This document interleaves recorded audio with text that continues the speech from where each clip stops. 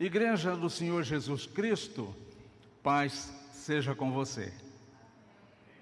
Paz seja contigo que assiste aqui no templo.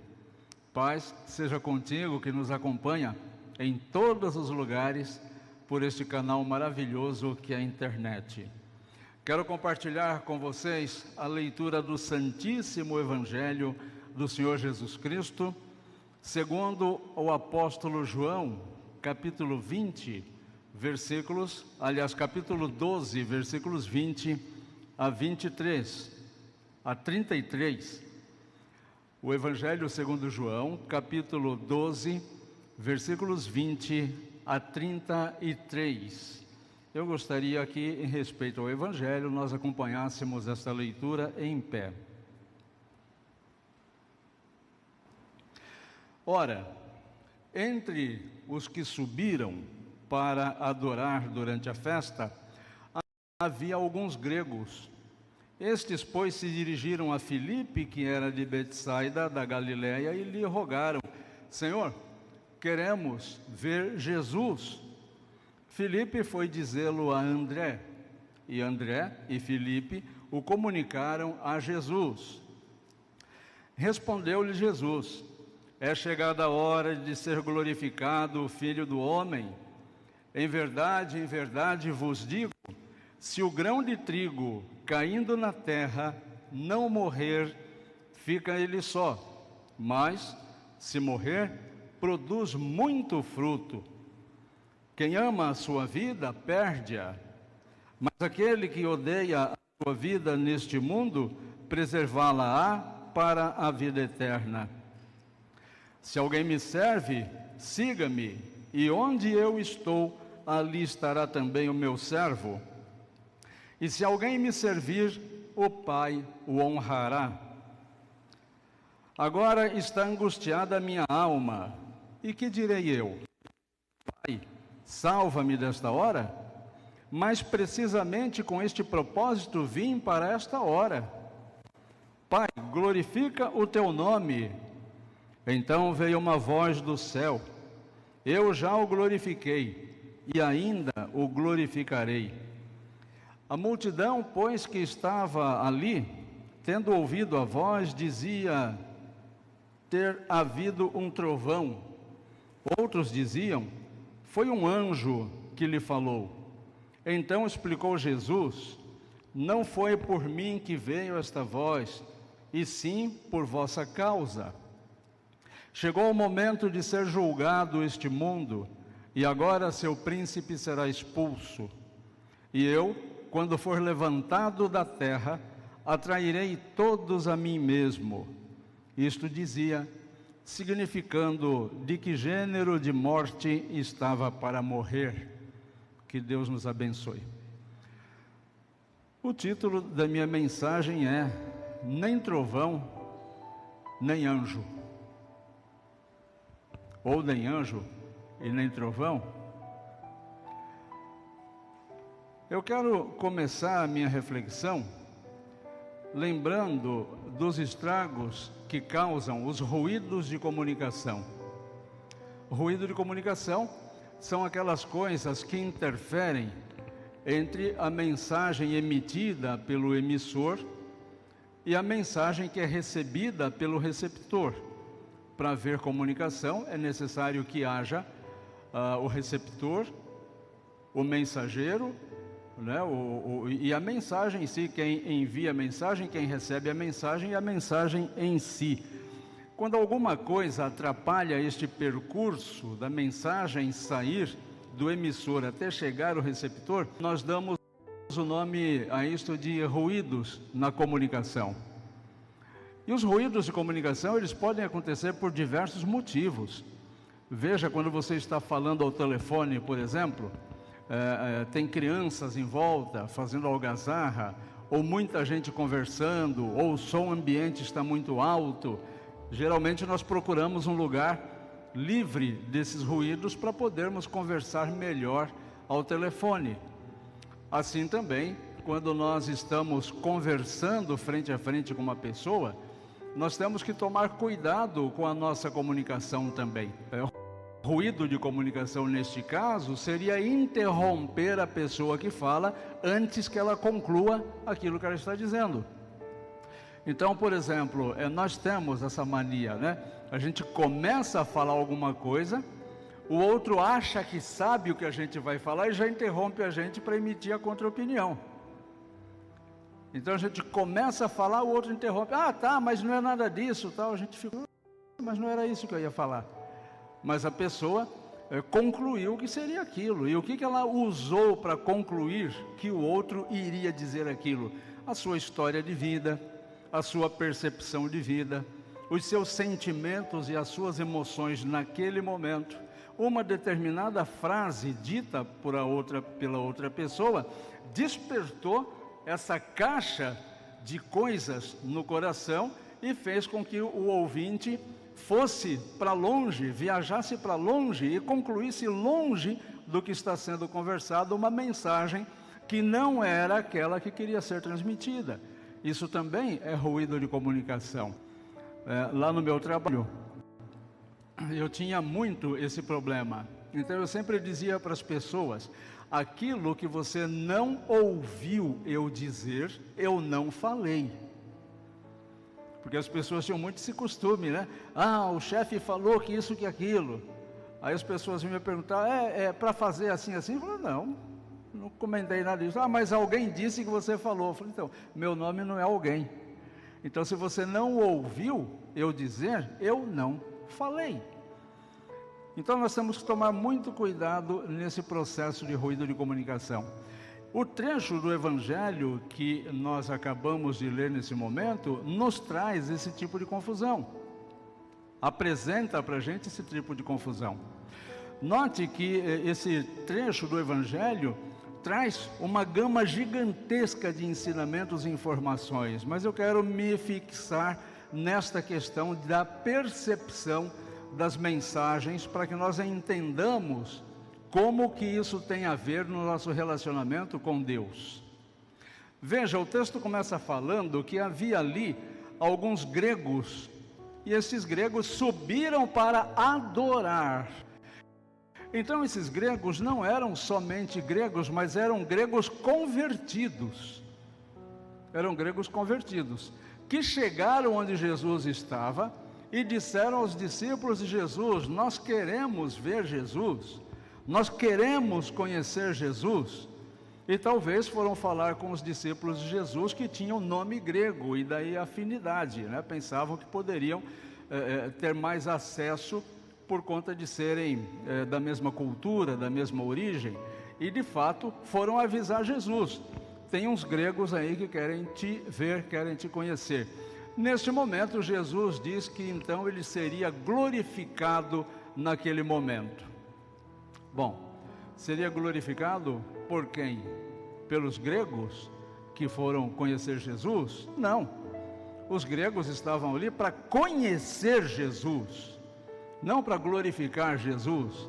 Eles ainda não estavam convertidos a Jesus, eles eram religiosos, saídos do judaísmo, convertidos. Eles não eram mais seguidores das religiões múltiplas que o povo grego tinha, mas ainda não estavam convertidos a Jesus, porque ainda não conheciam Jesus. Por isso chegaram lá naquela festa da cidade e queriam conhecer a Jesus. Então, por que é que Jesus diz que chegou o momento dele ser glorificado? Porque Jesus começa aqui a anunciar para as pessoas que tipo de morte ele teria que se submeter para fazer a vontade de Deus. Ser glorificado aqui para Jesus significa mostrar às pessoas que o nível de obediência de Jesus, do homem Jesus, era exclusivamente a Deus. O homem Jesus sempre teve como prioridade absoluta obedecer a Deus, não a sua vontade própria, porque o homem Jesus tinha sim as vontades normais que um ser humano tem. Qual é o ser humano que, sendo razoavelmente sadio mentalmente, diz que quer morrer, que quer sofrer, que quer ser submetido à tortura. Não, isso não é razoável, e nem o era para Jesus.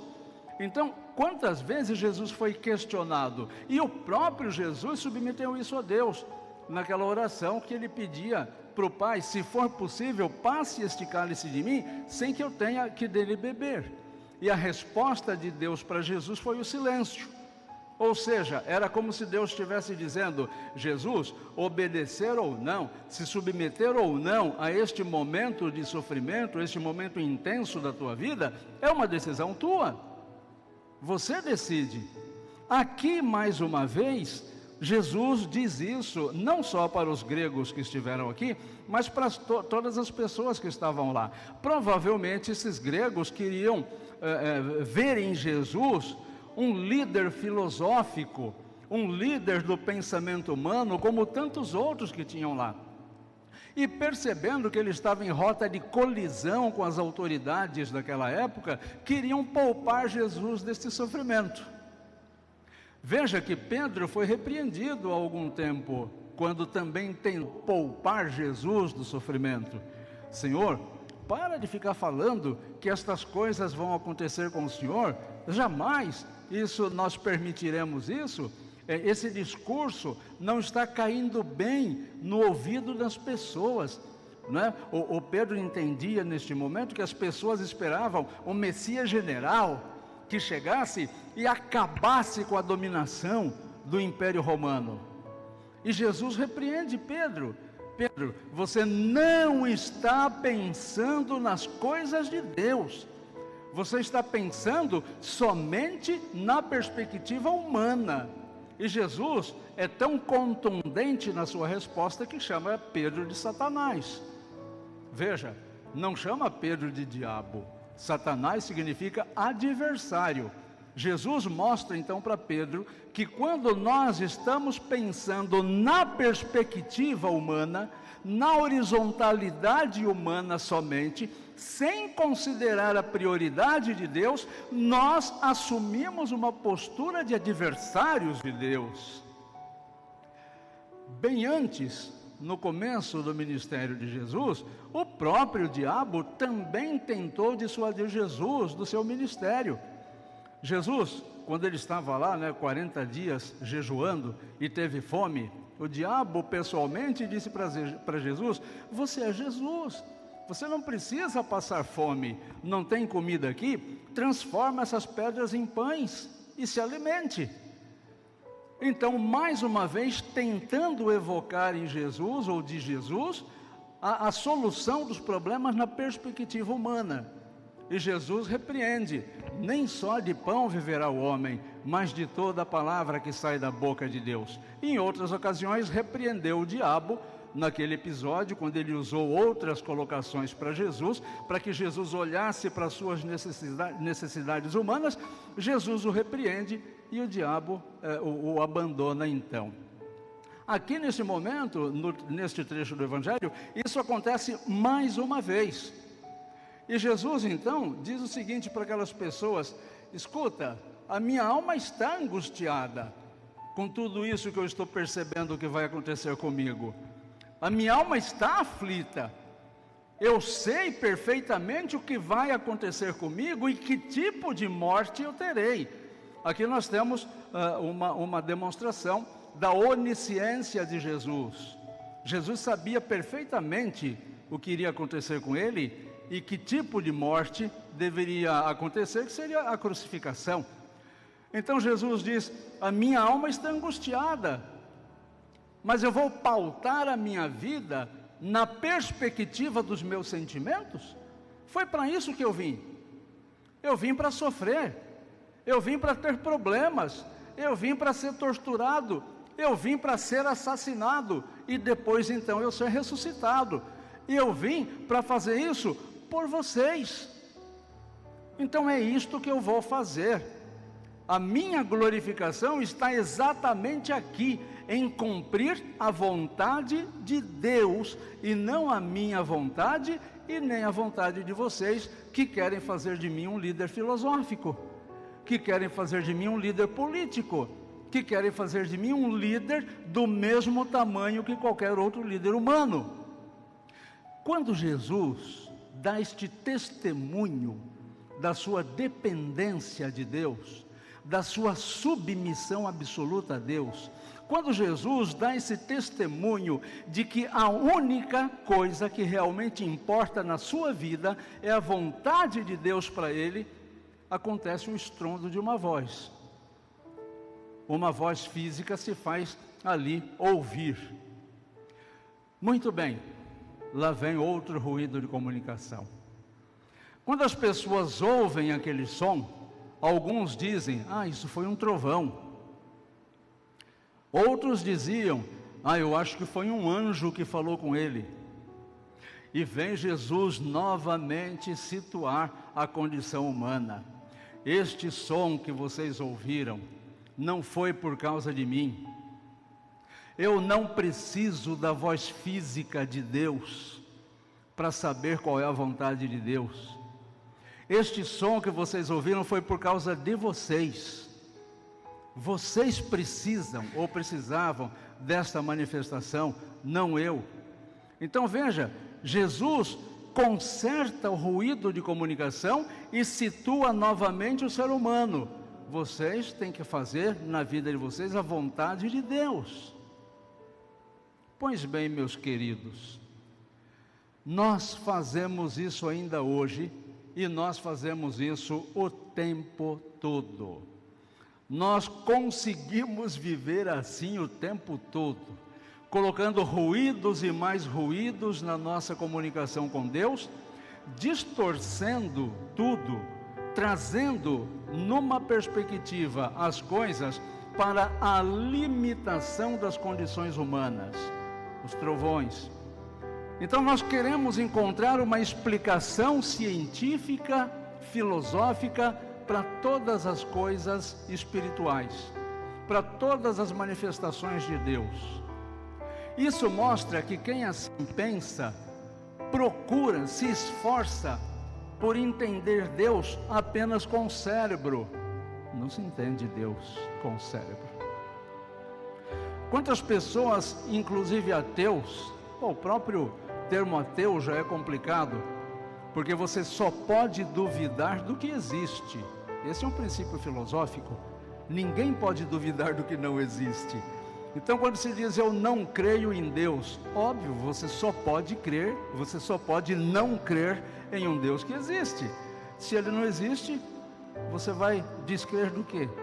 É mais ou menos aquela bobagem da linguagem neutra, do todes. Por que as pessoas têm necessidade de ficar falando toda hora, todes não existe, na gramática todos não existe? Ora, se não existe, já está resolvido o problema. Por que eu tenho que ficar contestando o tempo todo? É só eu não usar. Se não é gramaticamente correta, se não existe ortografia para todes, por que eu vou ficar contestando quem quer usar? Quem quer usar vai errar na prova, pronto, simples assim.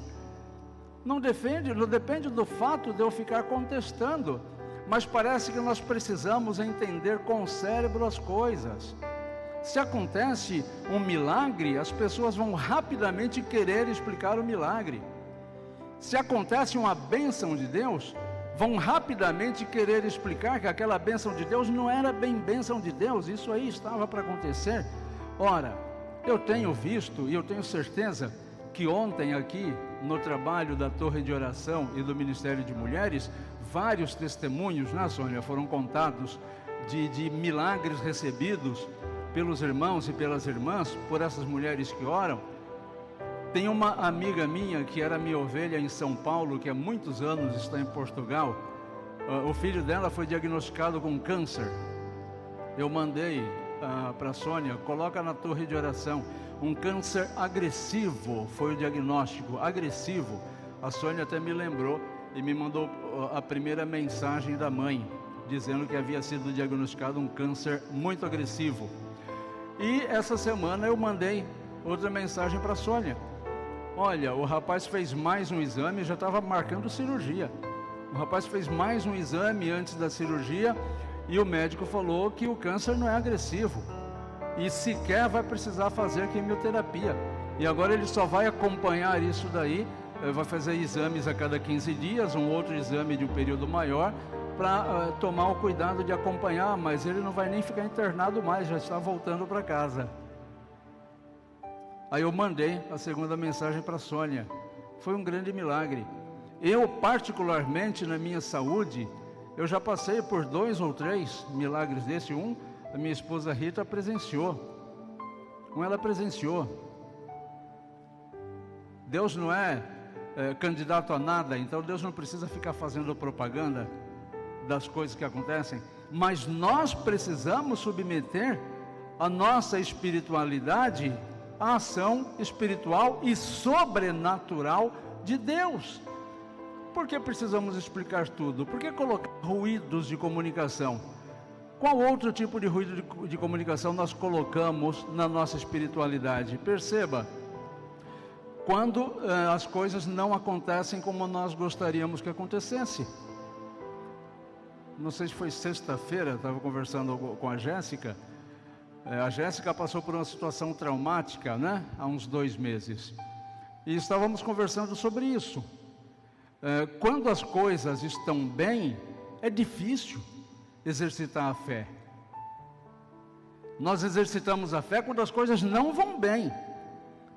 E na maioria dos casos, quando as coisas não vão bem, nós exercitamos a fé punindo Deus ou punindo a igreja. Então, se as coisas não acontecem como eu quero, eu abandono a igreja. Se as coisas não acontecem como eu quero, eu abandono a minha comunhão com Deus. E aí, no auge do meu sofrimento, eu olho para Deus e digo: Deus, abençoa esta vida errada aqui, que se afastou de Ti, se afastou da comunhão. Ora, como você quer ser abençoado? Como você quer ser abençoada, se foi você que correu? Então, note que este é o efeito do pecado no nosso coração. Quando nós estamos em pecado, assim como Adão e Eva, a primeira coisa que nós fazemos é nos esconder de Deus, como se isso fosse possível, como se Deus não estivesse comigo lá no meu ambiente de pecado, porque a questão não é geográfica, a questão não é endereço. Onde quer que eu esteja na minha situação de pecado, Deus está aqui, vendo e ouvindo tudo que eu faço. Então, onde eu penso que eu estou me escondendo de Deus? Se eu estou num ato de adultério, Deus está do lado ali, vendo a minha desgraça. Se eu estou num ato de idolatria, Deus está bem ali do lado, com tristeza, olhando a minha desgraça. Então, como eu posso pensar que eu posso me esconder de Deus?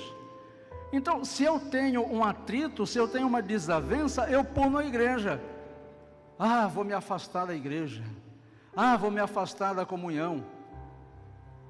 E aí, nós percebemos os ruídos de comunicação plantados pelo inimigo na nossa cabeça. Quando as coisas vão bem, nós devemos nos fortalecer espiritualmente, para que quando as coisas não forem tão bem, nós possamos resistir, tenhamos imunidade espiritual para resistir. Veja, o Silas faz capelania hospitalar.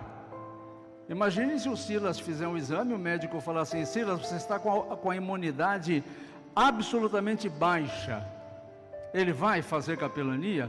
Não vai, porque ele sabe que vai estar totalmente sujeito às diversas enfermidades que se tem no hospital, no ambiente hospitalar. E quando a nossa imunidade espiritual está baixa, não estamos igualmente sujeitos a todo o ruído de comunicação que o inimigo planta na nossa cabeça?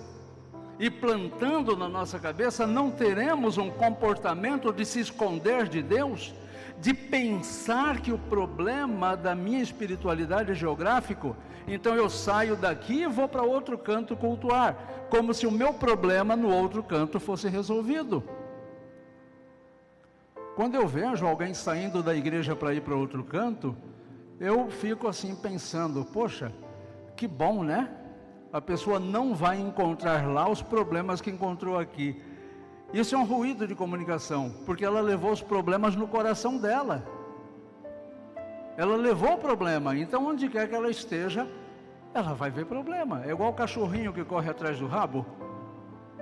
nunca alcança o rabo, mas o rabo não sai do cachorrinho, ele vai ficar rodando ali a vida inteira, porque o cachorrinho tem rabo. Até o cachorrinho cotó tem lá o cantinho que era para ter o rabinho dele. Então essa é uma questão, o pensamento que quer explicar as coisas, explicar o pecado. Ah, mas a bênção está demorando, eu acho que Deus não está cuidando de mim. Busca-se auxílio na limitação humana, nas filosofias humanas. Eu falei domingo passado, repito com muita tranquilidade hoje novamente, com muita convicção e muita tranquilidade.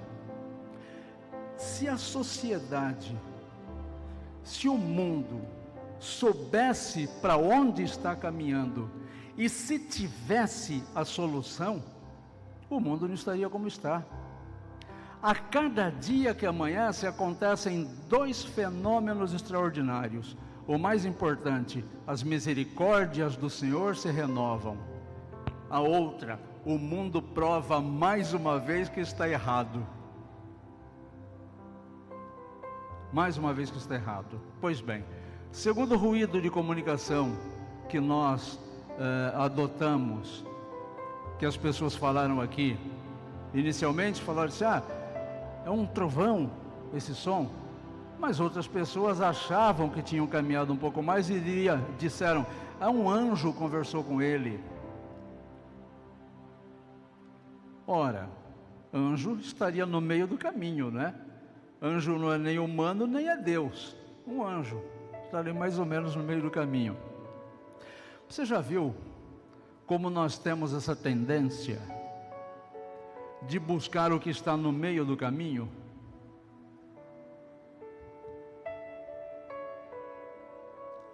Lá naquele lugar tem o profeta tal, tem a profetisa tal, eu vou lá porque ele vai fazer uma revelação sobre a minha vida, ele vai falar o número do meu CPF.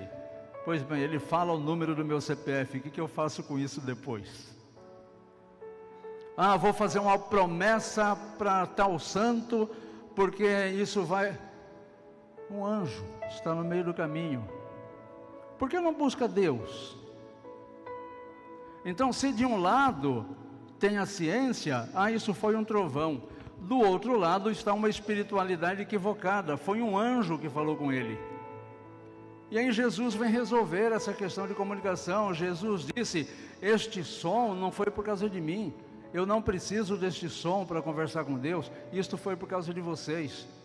E sempre que acontece este som, a voz de Deus, que aconteceu este som nas Escrituras, qual a mensagem que este som trazia para as pessoas? Este é o meu filho amado, ouçam a Ele. Então nem trovão, nem anjo, ouça Jesus. É Jesus que deve ser ouvido. Note, não são as dúvidas do meu coração que eu tenho que ouvir, não são as dores do meu sofrimento que deve pautar a minha espiritualidade, não são os meus problemas de saúde que devem pautar a minha santidade, como também não é o meu sucesso financeiro, não é minha conta bancária, não é a prateleira, a despensa de mantimentos da minha casa, não são os carnês pagos em dia, não são estas coisas que devem pautar a minha vida. A minha espiritualidade não pode ser pautada por uma igreja, nem esta, nem aquela. A minha saúde espiritual não pode nunca ser pautada pelo relacionamento que eu tenho com outra pessoa. Não é termômetro para a minha saúde espiritual, é no caminho inverso. Se eu tenho Jesus no meu coração, eu sou ordenado, sem opção, de amar as pessoas que estão próximas a mim. É isso que significa ama o teu próximo. Amar o próximo não é amar aquela pessoa que está longe, é amar quem está do teu lado. Então aqui, quem que é o próximo do Bruno, neste momento que o Bruno tem que amar? É o Mateus, que está próximo. Simples assim. Quem que é o próximo? É quem está próximo. Então, neste momento, o próximo do Bruno não é o irmão dele que está lá em São Paulo. Não é o irmão dele neste momento que ele tem que amar. Ele tem que amar o Mateus que está aqui do lado dele. E assim cada um de nós. Eu perguntei para uma pessoa: quem você acha que é teu próximo? É todo mundo. Quando a gente responde é todo mundo, a gente está dizendo não é ninguém. Então, dentro da minha casa, quem é o meu próximo? Meu pai, minha mãe, meus irmãos, é quem está ali comigo. E no meu trabalho, quem é meu próximo? Quem está trabalhando com você. Mas o caminho do humano para Deus, essa referência não serve. E pegando de novo eles dois aqui como exemplo, o Mateus e o Bruno nunca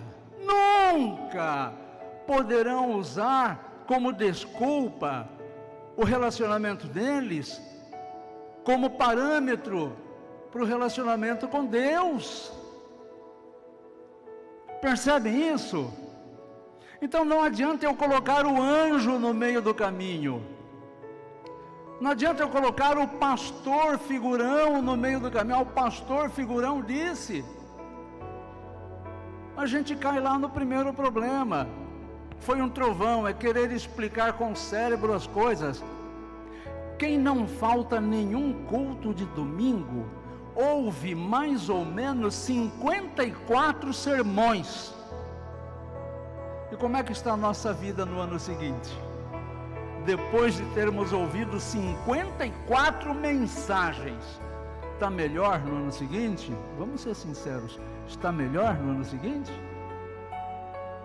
Então, veja, não é com o cérebro que você executa, que você operacionaliza a tua espiritualidade, mas também não é com nenhum intermediário entre você e Deus. O único intermediário que existe aceitável por Deus é Jesus. Então a espiritualidade sadia, ela explode aqui no teu coração individualmente, na comunhão com Jesus. Qualquer coisa longe disso, o mínimo afastado disso é charlatanice, é mentira, e a mentira não é de Deus. Então, se você não está em comunhão com Deus, se você não está em comunhão com o próximo, não seja mentiroso de falar que você tem comunhão com Deus, porque não tem. Não tem. Eu não gosto do Adenilson, não me dou bem com o Adenilson, mas eu tenho minha oração, tenho minha fé, faço as minhas orações, tenho comunhão com Deus. Não tem. Não tem. Se algum pastor passou por este púlpito e disse o contrário, é mentiroso. Não pregou o Evangelho de Jesus. Porque Jesus disse que toda a Escritura se resume em 2 mandamentos: ame a Deus acima de qualquer outra coisa, e ame o próximo como você mesmo, e o próximo é quem está próximo. Então qualquer espiritualidade afastada disso é diabólico, não é de Deus. É isso que Jesus diz nesse trecho do Evangelho. E aí ele termina dizendo o seguinte: o mundo já está sendo julgado. E por que ele diz que o mundo está sendo julgado? Uma vez perguntaram para Jesus: você veio julgar o mundo? Ele diz: eu não julgo ninguém, a minha palavra é que julga. Ou seja, se você está afastado da palavra de Deus, você está em condenação. Não há dificuldade para entender isso, a não ser que você queira olhar para as ciências humanas, a não ser que você queira colocar algum intermediário na espiritualidade. Mas as duas coisas são idolatrias, e toda idolatria, todo ídolo é mentiroso, porque o ídolo não entrega aquilo que promete.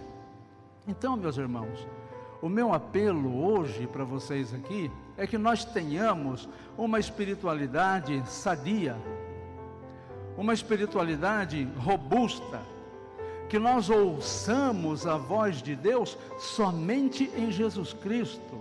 E como que nós fazemos para ouvir a voz de Jesus Cristo? Precisamos ler as Escrituras, não há outra forma.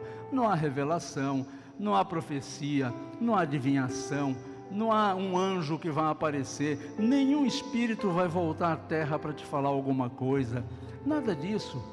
Espiritualidade é você, o teu coração e Deus. Você nunca vai ser justificado por Deus dizendo assim: tal pessoa me afastou da comunhão. É a terceirização do pecado, né? Não dá para terceirizar o pecado é individual, assim como a salvação. Então eu posso ter um atrito com meu irmão, eventualmente eu posso ter esse atrito. Dizer para Deus que eu abandonei a Deus e abandonei a fé por causa desse atrito, eu estou dizendo que esse meu irmão era mais importante que o Senhor Jesus na minha vida. Isso é idolatria, e se é idolatria, é pecado. Então o que nós vamos fazer esta semana? Nós vamos prestar atenção quais são os ruídos de comunicação espiritual a que nós estamos nos submetendo. De onde é que você espera vir palavras de bênçãos para a tua vida? Você está esperando da ciência? A ciência que diz você tem um câncer agressivo e, portanto, praticamente você não tem mais vida?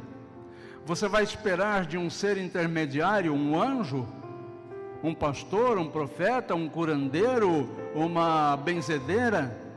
É destas pessoas, de um irmão da igreja, de um presbítero, de um líder? É destas pessoas que você vai esperar a solução para a tua espiritualidade? Não. Então você vai prestar atenção o que é que você tem feito, a quem você tem dado ouvidos, e você vai perceber se você está em pecado ou não. E se você perceber que você está dando ouvidos para o trovão, ou está dando ouvidos para supostos anjos, ouça o que Jesus disse nesta noite: eu não preciso ouvir a voz física de Deus. Nós temos o Senhor Jesus e os seus ensinamentos na Escritura. Abandona, de uma vez por todas, imediatamente, o quanto for possível e o quanto depender de você, toda a prática pecaminosa, para que você seja encontrado como uma pessoa digna, que maneja bem a palavra de Deus e que não se abate nem por trovões, nem por seres intermediários. Que Deus abençoe tua vida espiritual. Amém.